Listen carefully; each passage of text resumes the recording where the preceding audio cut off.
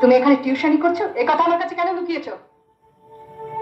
লুকোয়নি তো, বলবার প্রয়োজন হয়।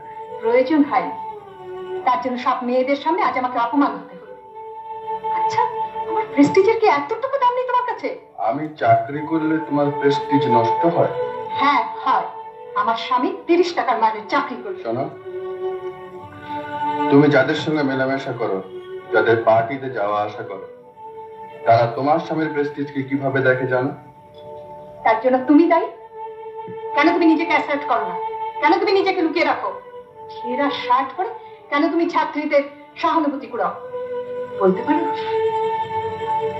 কি চুপ করে রইলে কেন? আমার কথার জবাব দাও। তাকিয়ে দেখছো কি? যে চলে গেল তাকে দেখছি। কে চলে গেল? আর এক ইন্দ্রাণী, যে আমাকে ভালোবেসে বিয়ে করেছিল।